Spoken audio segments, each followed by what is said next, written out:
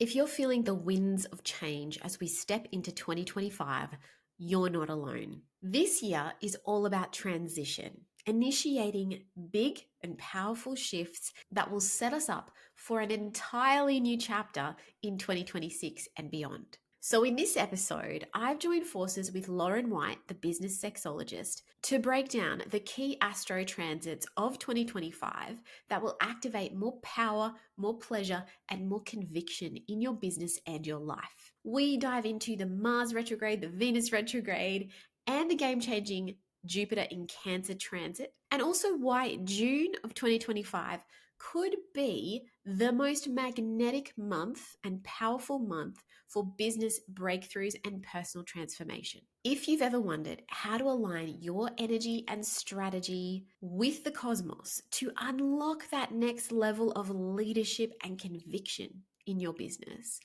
this episode is for you. Hello and welcome to the podcast, Sophia Palace. How are you today, Sophia? I'm well, thank you, Lauren White. This is very exciting to be back chatting. I love how we know each other so well and I use your full name. Whenever it's important, you got to use a full name. Right? I know, it feels like, authority energy. It's like I need to address you as the authority that you are in business, astrology, and more. We are coming together today to deep dive into the astrology of 2025 and what women in business need to know for themselves in order to ride the inevitable waves that are in store for us. And I know, I have it on good authority that you have already done this for us. You've already looked ahead. You've already been starting to speak about what's coming in 2025. And before we go into that, would you be able to sum up what 2025 has in store with us with one word or one theme? This is a tricky one because there is so much happening this year. But I would say the theme is definitely transition. One word, transition. This is a year of initiating change. We're probably not going to see the changes really fully come to be until 2026. But this is the transition time. So yeah, that's where I would go with this year. Oh, transition. This is interesting. We worked on something last year that was about the transition phase of birth and the transition phase in business and how using it as symbolism for it's the time where your spirit starts to flail a little bit and you can start to feel like you're losing steam, but it's also the most pivotal point where something big is about to break through. Am I clear? Is that what you're tapping into? Yes, it is that pivotal point, and it is like that transition point in childbirth. I remember you wrote an email about that. I think that is it. So it is not going to be necessarily an easy, smooth, flowy year. It's going to be one of those years that you're going to remember. You're going to remember this is when things shifted or began to shift for me, or there was some major transition that happened in 2025. And I either, and this is where I guess the astrology comes in. You either go with it or you resist it. It's going to happen, right? It's going to happen just like childbirth. The baby is going to come out. But the more you can kind of, participate in that transition, the more that you can kind of allow that to happen instead of resisting and holding your body in this tense state of resistance, bracing, the more easeful that process will be for you and the less, even the less traumatic it will be for you. It's that kind of energy that we've got to move through this year. And that's not to sound that's not to sound alarmist or scary or anything. It's Yeah. not necessarily and it depends on your own chart and the kinds of transits you'll be experiencing this year. But it is a year that is going to be marked by these like kind of intense energetic shifts.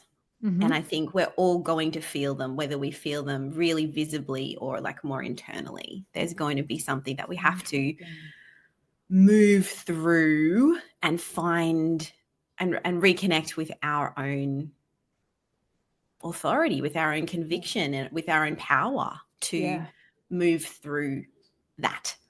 Yeah. You've just used three of my favorite words, obviously.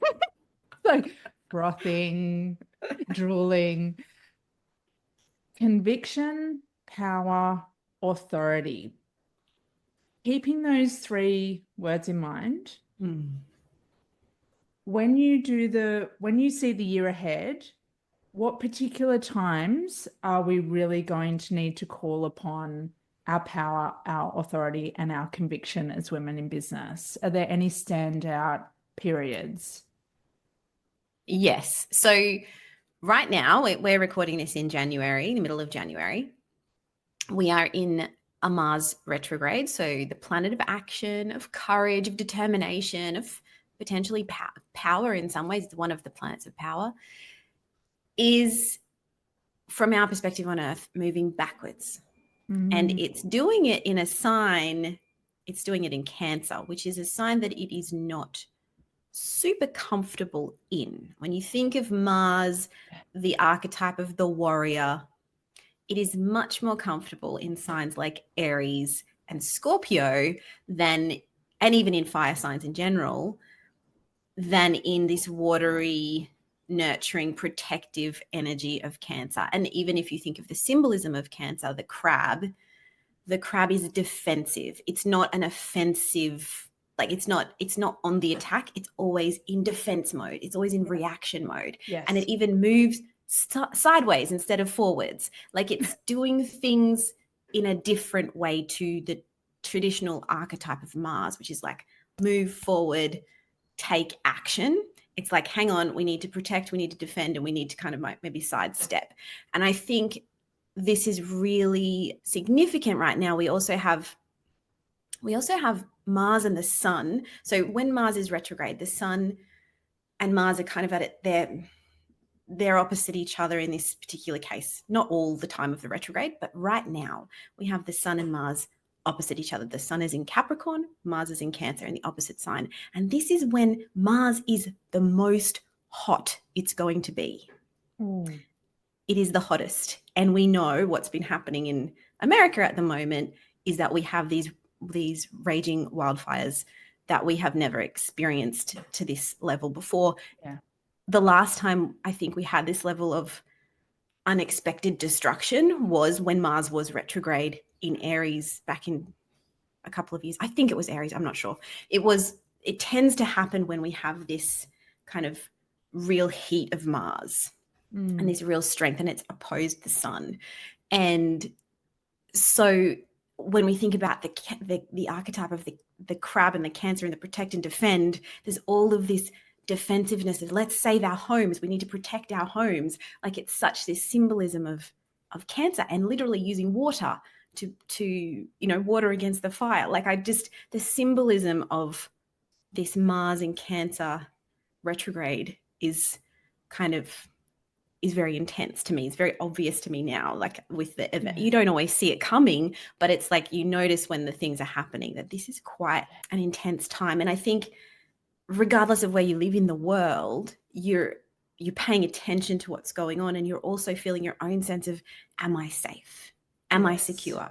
Is my own home, is my own, that even my business, am I safe and secure? And the Mars retrograde in Cancer is going to bring that really strongly to the fore for all of us, particularly people who are affected physically by this circumstance, but also people who have strong Mars in their chart. So if you're a Mars ruled chart, if you have strong Cancer energy in your chart as well, like you're going to probably feel it much more strongly. And I would say all of us in this type of time need to fortify ourselves in some way. Mm-hmm. And that's where the authority and the conviction comes back in, because we need to create our own internal safety when we cannot necessarily feel the safety around us. When things feel really unstable and really unsafe, we need to be able to create that sense of safety and that sense of, I've got this, no matter what is thrown at me. Yeah. And I think that Mars in Cancer can really be powerful in helping us to do that as well. And we're going to have this there for the next, well, until April. Mars will be in Cancer. The retrograde only goes for another month or so. And Mars is at its hottest only for the next few weeks. Like it's or even only really for the next week or so, Mars is at its hottest.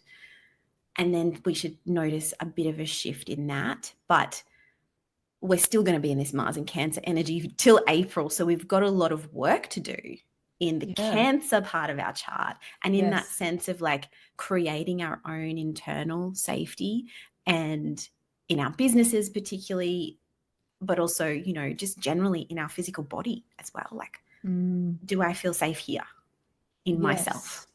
Yeah. So that's the first place. That's where, well, obviously where we're starting, because that's what's happening now.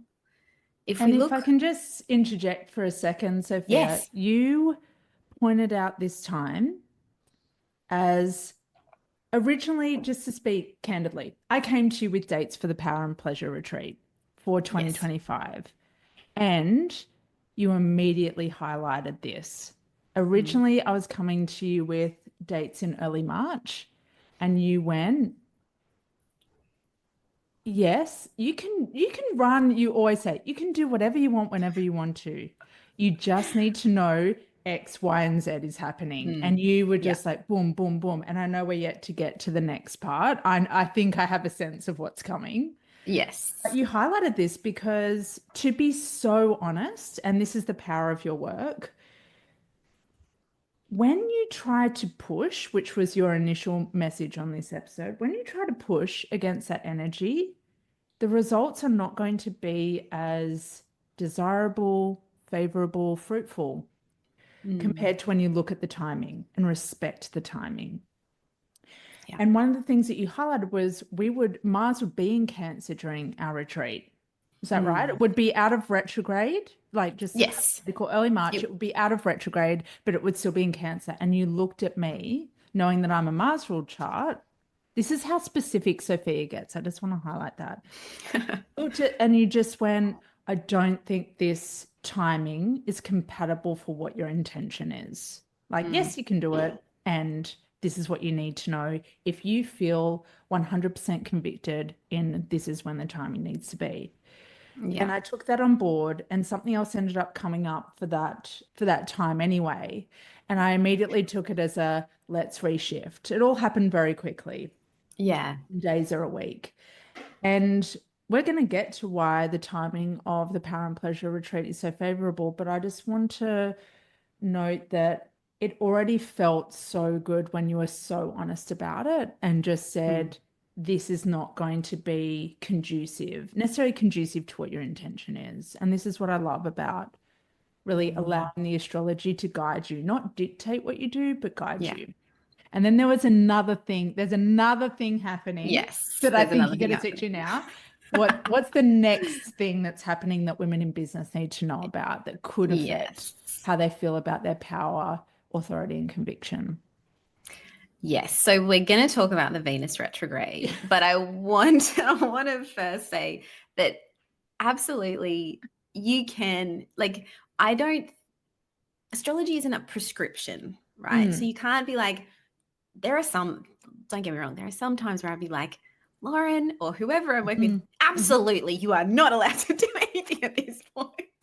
They're very rare, and that's usually around an eclipse, right? Yep. Yes. But that's just generally like, we avoid eclipses if at all possible. However, what astrology is it's just symbolizing what is happening. It's not necessarily like, it's not changing you. You are experiencing your natural cycle of life, and the stars and planets are showing you what that natural experience of life is going to be and is. That's where I think there's just this little bit of a paradigm shift of like, don't think what the planets are doing to me. It's you. You are going through your life in a natural way. We're just looking at the planets and we're noticing those cycles that we might not be able to connect with in ourselves, that we need to kind of have this external symbolism to help us to navigate that. It's not like, it's not changing. Like, if only Jupiter was in my first house, then this would be easier. No, this is how it is supposed to be. This is how it is. But now we can see that these things are, this symbolism is showing us what you might be best placed to be doing at this particular time. Yes. So Venus retrograde. So we've got Mars, as we talked about. Mars is going to be ending its retrograde at the end of February. And pretty much immediately after that retrograde, we go straight into a Venus retrograde. Now, Venus is our planet of love, of beauty, of connection, of, you know, money, of all the things we like, pleasure, all the good stuff. And when she goes retrograde, that stuff doesn't necessarily go. It's not that we're losing all of our pleasure and love and connection.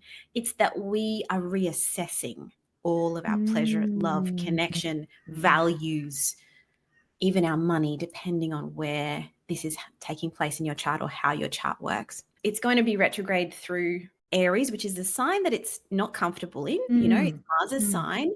But that can also show us a lot of this kind of warrior energy of Venus as well, like where real feminine power comes out. It can also show us the shadow of Venus, the shadow side of femininity, and you know, the ways that we repress our feminine side, our darker urges, or the things so pretty will come up for assessment because it's a retrograde, right? So when Venus is in Aries and moving forwards, these things will still naturally come up because that's often what comes up when Venus is in Aries, because it's in the sign of war, it's in the sign of courage, it's in the sign of, you know, all of that kind of more masculine, but more traditionally masculine energy. So it's going to show us this different side of Venus. Yeah. But when it's in Pisces and moves back into Pisces, like it is in Pisces right now, Venus is exalted, it's lifted up, it's most powerful in Pisces. So we're going to see these two sides of Venus. We're going to see this like beautiful right now, this really, how can we be more connected? How can we be more compassionate? How can we be more together? You know, it's like that energy of, you know, someone with Venus in Pisces is a very, what's the word that's not, I don't want to denigrate any Venus in Pisces. Venus in Pisces is beautiful, but it can be very clingy. It's very like, let's love on love because it's so much love, you know? I don't want to say people with Venus in Pisces are clingy, but it can tend to that kind of like, it's just so into love. And so into, you know, all the things that go along with that. And it's not just love, like romantic love. It is romantic, a romantic energy, but it's also like love all the people. Yeah. That's what I was hearing. That's what I was hearing. Like, love everyone. Like, yeah, that's it. So we see this side of Venus, and then we go into Venus in Aries, which is very much like love thyself, because it's Aries, you know, is like, Aries is not about you. Yeah, exactly. It's independent, right? And Pisces is all the people and all the things. So we're going to have this kind of very interesting time as Venus moves through these signs. But then as she goes retrograde, as I said, we're going to really be faced with how convicted are we in our values? You know, how strong do we feel in what we stand for and what we believe or what we are all about? Because Venus is what we value and what we are basically passionate about. Yeah. You know, so are we really holding firm in that? Are we feeling this is strong? Because the Venus retrograde is a great time to reassess your values. So if something is not feeling good to you anymore, it's not feeling like you are connected with it. If it's a partnership, for instance, and you're like, business partnership or romantic partnership, whatever it is, if you're all of a sudden like, oh, this person or this thing that I'm doing, that doesn't reflect my value. That's not what I'm here for. I'm not passionate about that. I'm not even interested in that. Venus retrograde is going to be like, okay, let's let that go. So when you come out the other side, you're much more powerful and convicted in what you want to be doing and who you are, what you value, what you stand for, what your passion is. Yeah. It's going to be, again, one of those kind of transition times where it can feel quite challenging at the time, especially if you're going to be letting things go or reassessing things, because we can often find during a Venus retrograde that things like our branding, because it's about aesthetics and our values as well, we need to really like dive deeper into how we're presenting ourselves. And if that feels aligned anymore with our values, it can be around even messaging. Messaging is obviously, I'm going to say all about your brand too. Yeah. It's not just your logo and your website and all that stuff. It's also what you're talking about, your message. Is it on point with what you value? Or are you being someone, again, just to fit the mold that is expected of you? Yeah. This is the time that you'll be kind of clearing that out. Because clearing that out. And then after the Venus retrograde, would you suggest that that's a more optimal time to implement what you've learned within the retrograde? Yeah. yes. So you can use the Venus retrograde to really reassess, like to really dive into what does my, for instance, branding look like? What do my collaborations look like right now?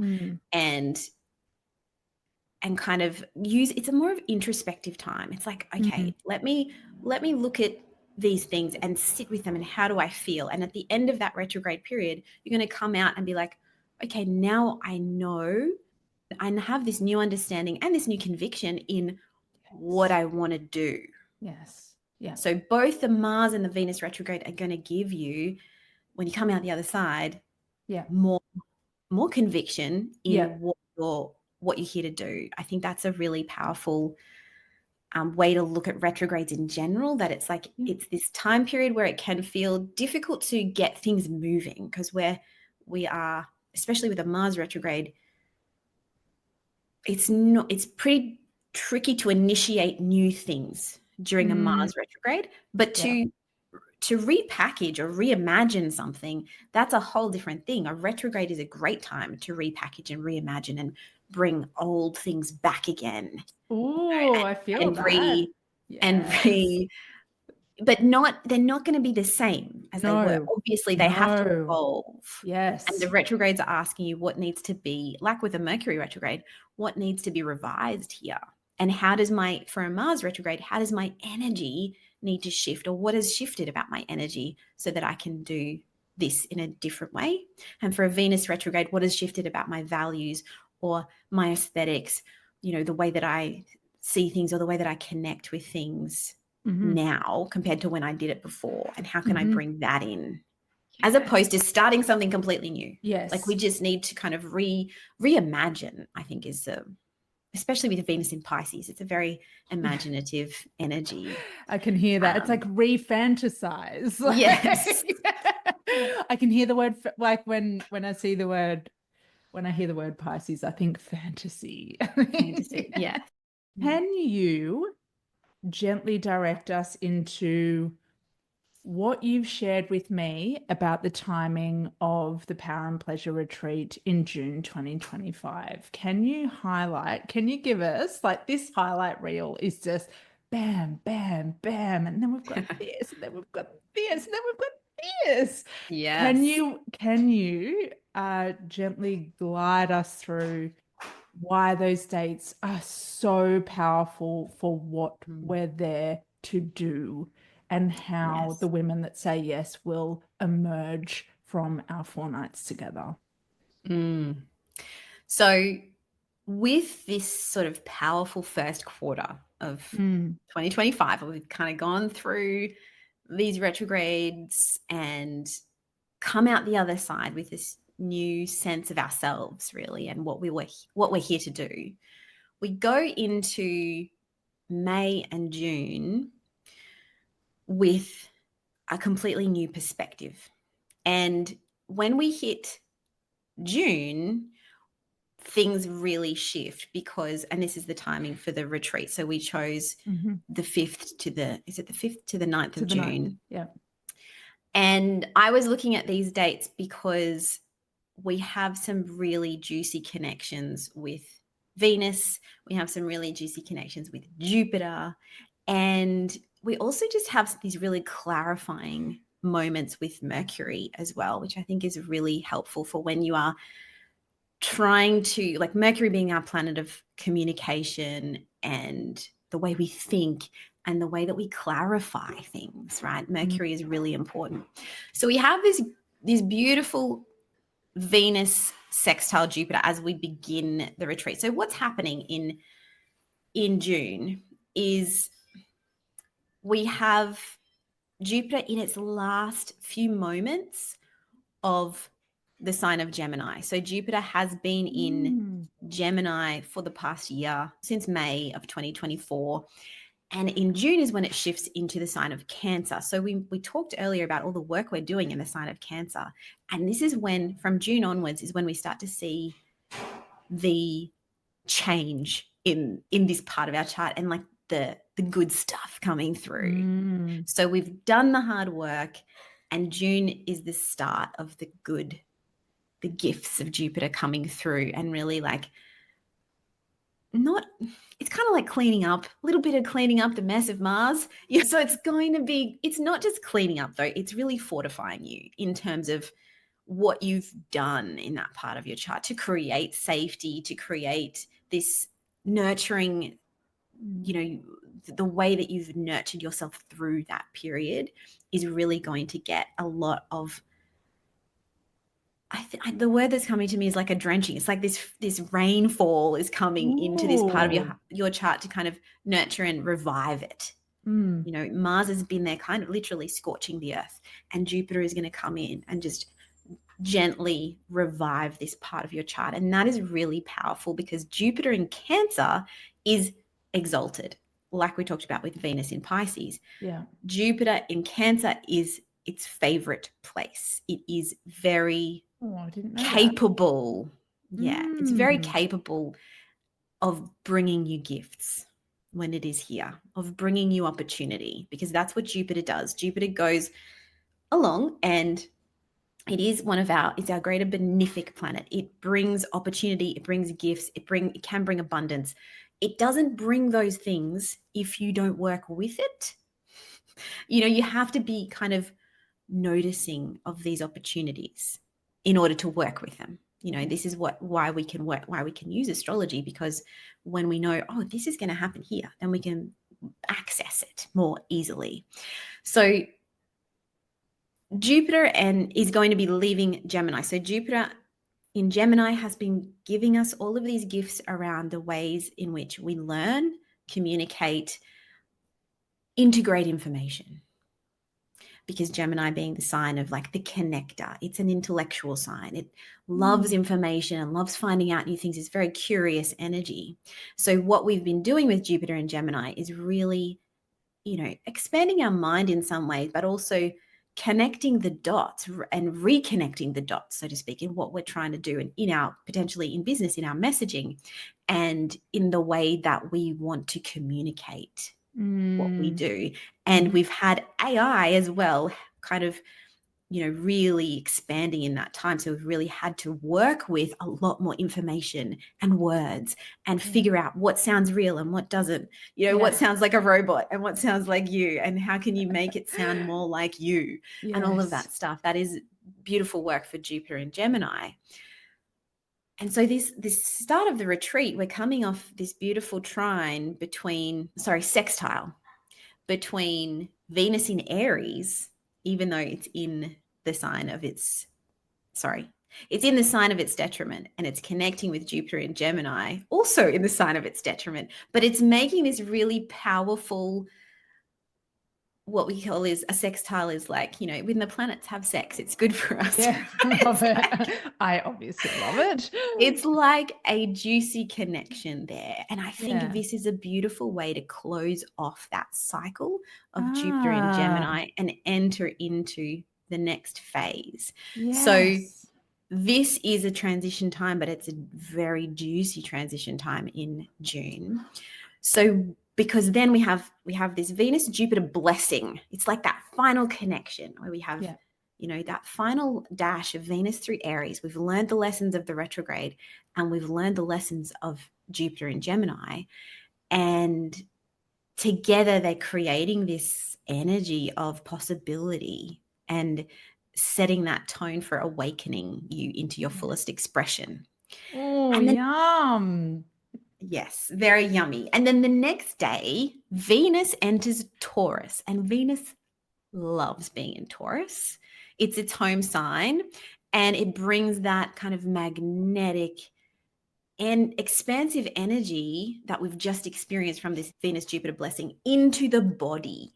And I think that's what we're there for. The retreat is Yes. very much about, Yes. your retreats are always about embodiment and really Yeah. getting back into, you know, grounding ourselves, but also connecting with our deepest desires and what we really want and how that feels in the body. And that, I think Venus in Taurus is just so juicy for this. And I said to you from, I think last year, I was like, Venus in Taurus is the time. Like this retreat is so It is Venus the in Taurus. time. Yeah. So we really want that, you know, bringing all of that through the body, creating pleasure, and pleasure on its own terms. Venus in Taurus is very much like, you know, I will take my time. I will do what I need to do, you know, to enjoy myself. Yes. And to, you know, ground into my physical senses and into my power and anchor into what really matters to me, what I'm really passionate about, again, using that Venus word. So, you know, that's the next step. So we have this, like I said, beautiful Venus Jupiter blessing. Venus enters Taurus. We also have the moon over this whole period moving through Libra and Scorpio. So the moon in Libra is very much about connection, harmony, balance. Yeah. And then it goes into the deep waters of Scorpio, Yes. power, desire, transformation, all of that good Yes. stuff. So it's like, you know, you get there with this beautiful, harmonious energy, and then you shift into that transformative space. Yeah. So I think that the moon, we always look at the moon when we're, especially on a multi-day event, you've really got to pay attention to where the moon is going to be and what Yes. aspects the moon is making and all of that stuff, because that the moon is obviously the closest planetary object to us, and it has the most impact. Yeah. And it really guides our emotions during that time. And I think this kind of setup is just so good for what we are trying to do through this retreat experience for women in business. Is like, Yeah. yes, let's reconnect. Let's connect with your body. Let's connect with the pleasure. Let's connect with the harmony. Let's feel that. But then we're going to go and extricate all of the stuff that needs to come out with that Scorpio moon.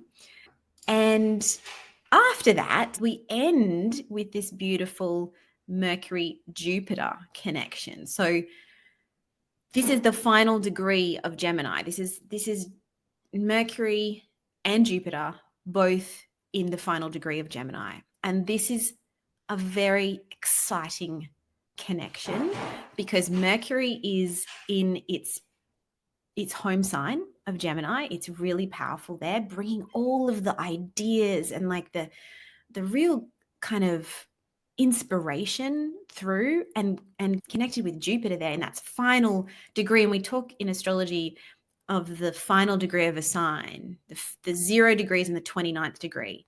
Yep. So 0 degrees being the first degree of the sign and the 29th, obviously the last degree of a sign. They're the most powerful points of that sign. So this 29th degree connection is really, to me, very exciting, and really brings in like the end of that retreat of like, okay, now I have this really bold clarity here. I have this strong Oh, understanding of how I want to express myself. yeah. And then we move into Jupiter in Cancer the following day. This is after, you've left the retreat.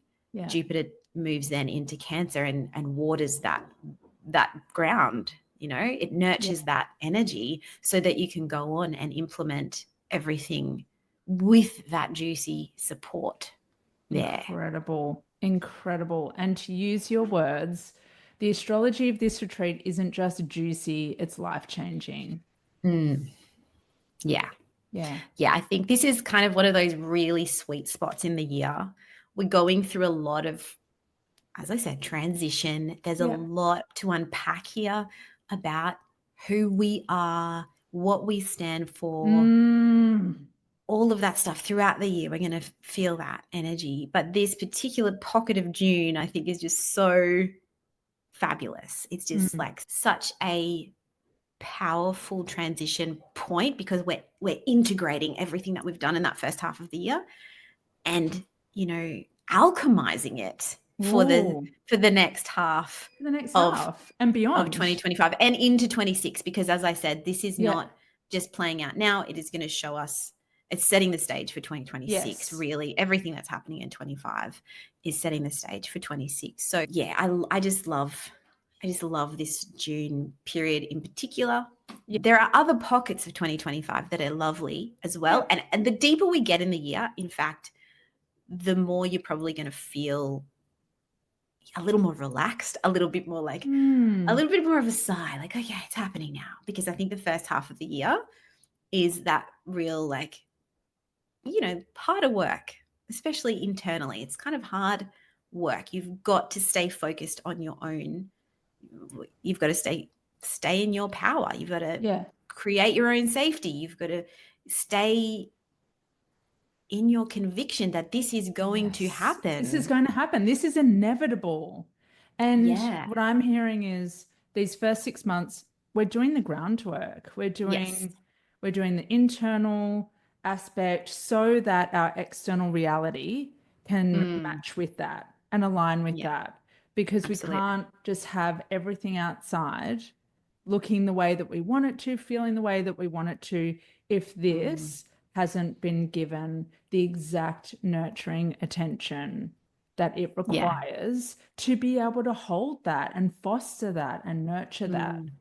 So this timing is absolutely exquisite, and it feels like it will, I know whoever says yes to this, it is coming at a point in the year where they're not just going to need it the most, but really want it the most. They're going to want that to retreat for these 4 nights so that they can re-enter the world and do exactly what they're here to do.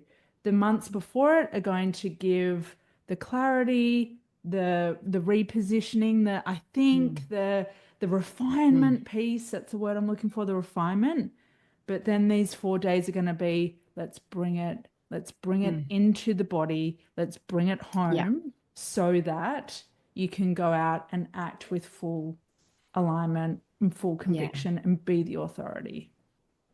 Absolutely. I think also the first few months of the year are going to be incredibly activating on the nervous system. And so coming into a retreat in June where you can understand how to drop in and just kind of relax that nervous system, but like not only downregulate, but upregulate, because you're kind of going to be in this state of like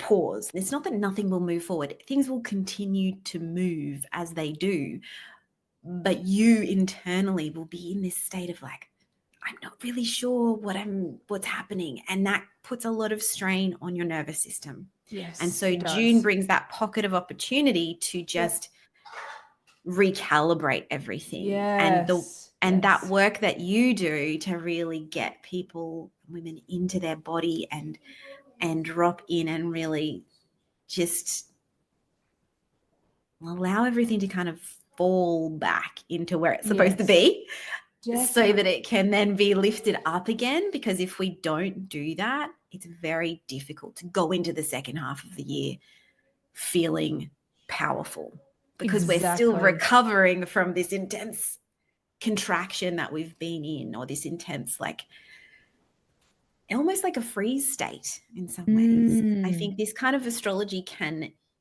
bring us into a freeze state without us even realizing that we're doing it. So we need to have these moments where we can, just let it go, like just surrender and recalibrate, I think is an amazing way to do it. And I know, like, having been both a participant and, working with you at the last retreat, it is such a powerful place to do that, just to come out the other side and be like, I know what I'm going to do now. Like, I know it because it's in my body. It's not just in my head. Exactly. It comes out of your head and fully connects you to the vision. Yeah. And that's something that we really can struggle with a lot especially when we're like just trying to get through. It's just all staying up here from our head. And the other factor is, very obvious factor is, if we're always in the same environment where it creates a different set of challenges around shifting, evolving, making big leaps. It's to be extracted from your everyday, ordinary environment, as much as you love where you work and your home, it creates that, it broadens your vision. It just does. It's just like a new space to symbolize the newness in yourself that you're willing to welcome in. And not that everything's new, but what it is that you're willing to welcome in, what it is that you're willing to let go of, and what it is that you want it to stay anchored in your psyche, your body, your energy system, and who the fuck you are. That's what this is about. So that giving yourself that opportunity to go into a different space is priceless. Like the conversations that we had, because we were in and will be again in such an exquisite space, it creates that natural new perspective on you, what you do, who you are, and what you stand for, and what it is that you want to, what more you want to welcome in through your work and through your legacy. Yeah, absolutely. I love it. I'm really excited. I'm so excited to, be there again and yes, you will be there walk again through all of this stuff. Walk through, dance through, move through, speak through, silence through, like just all of the modalities that we weave through our 4 days together are there to strike the perfect balance of doing the work, but also giving yourself the space that you need to actually integrate what we're there doing. So Sophia, as she mentioned, will be present with us at the Power and Pleasure Retreat in June. She will be co-hosting, and she will be bringing her expertise in at a number of touch points in our time together so that you get the most out of being there, so that you take your presence from playing small, hiding, to really owning that you're willing to stand out, you're willing to be seen as the authority, and you become the one for the people that you want to magnetize into your work and into your world. And that includes the opportunities that are right there waiting for you as well. Sophia's able to look at your chart and let you know exactly where and when those opportunities are. And she'll go so far as to share how your birth chart is in full alignment with your deepest desires so that you can learn exactly what you need to do to line that up. So what we do together is we tap into what your desires are, but we don't just leave it on the note of talking about what your desires are.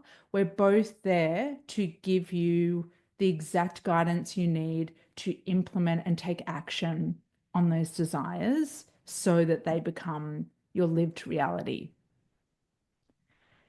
The final thing, or the final reason that we're meeting together is so that you step into your conviction, your magnetism, your power that sees your clients and who you want to work with absolutely dripping wet for what you do. I see a smile there, Sophia. I love it.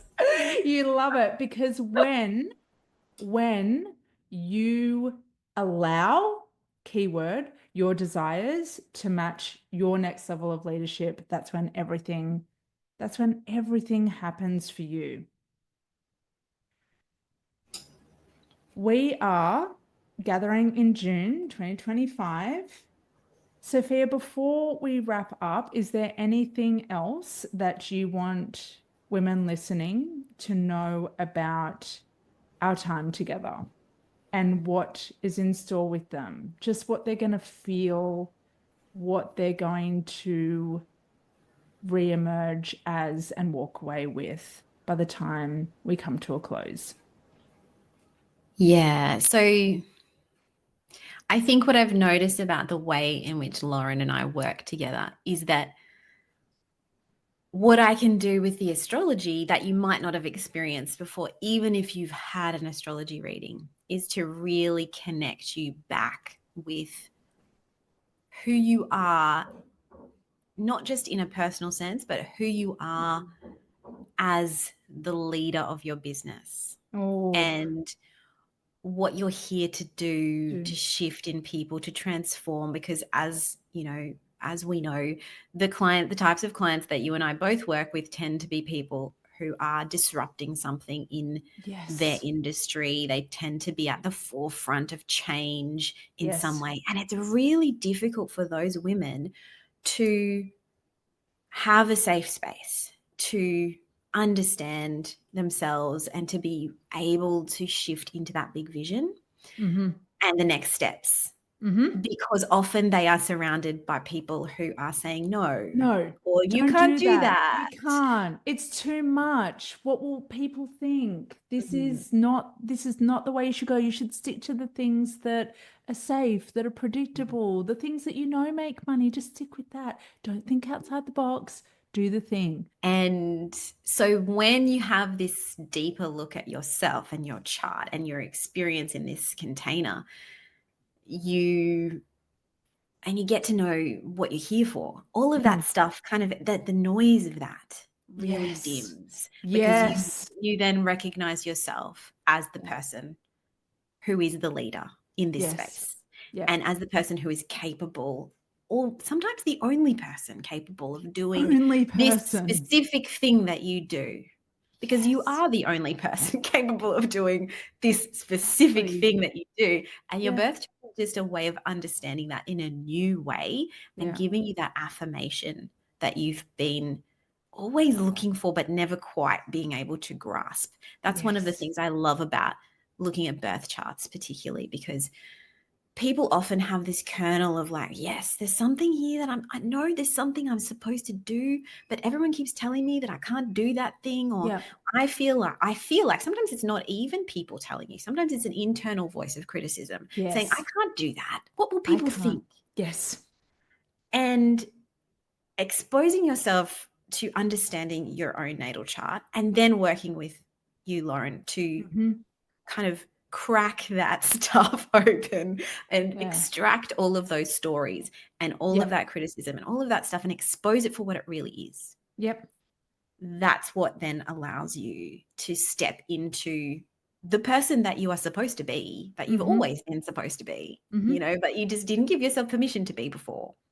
So that's what I really love about this work that we do together, is that it's this combination of, let's really see who you are, because you know, but you sometimes just need someone to show you, and then be able to crack that open, to shift it, to really feel it in your body, to embody it, to take it forward with you. and then to do the important work that you're here to do with that power and conviction and authority that you haven't had before. That you haven't had before, or you've had tastes of it. This is the other thing that our clients go through, is they've had tastes of it and pockets of it, but it hasn't stuck around. It's like, Yeah. why did I have so much conviction then? Why did I have so much power then? Why did I have so much influence then? And I felt like I lost it. Or I felt like it went away. And what we're there to do is to say, it can stay around if you choose for it to stay around, and you know what to do when the wobbles come up. If you know what to do when you start to waver, and this is where the body really steps in, where the mind can't quite do that heavy lifting. We want both. To be clear, we want both. And most women that we've worked with have done a lot of heavy lifting with the mind and are still grappling with aspects of that. But where we really lock it in is through the work that we do through the body, so that it doesn't just come and play, but it stays. That's what we're there. That's what we're there to do. Yeah. Because that is the game changer. That's when you get what you thought control was going to give you. That's when you get what feels like the frequency of power. And the reason why we've called it the Power and Pleasure Retreat is not just because you will experience pleasure in its own right on the retreat, but you will experience the pleasure of being in your power. It feels fucking exquisite. It feels like you are untouchable. It feels like you are. It feels like the moment that you decide that you are the one to be the torchbearer, the lighthouse for what you're here to do, because you are the one. It is on you. Yeah. Exactly as Sophia put it. And now you get to bring that to life. And I'm so fucking excited for you. So fucking excited. I'm excited for you when you say yes to yourself, and for everything that's inevitable that will come as a result of our time together, our short yet potent time together. It's such a gift. Thank you so much, Sophia. I am so excited about what is in store, about what's coming, not just for the astro, but in particular the astrology that's going to grace us at the Power and Pleasure Retreat in June 2025. Yes. Thank you so much for illuminating all of us today.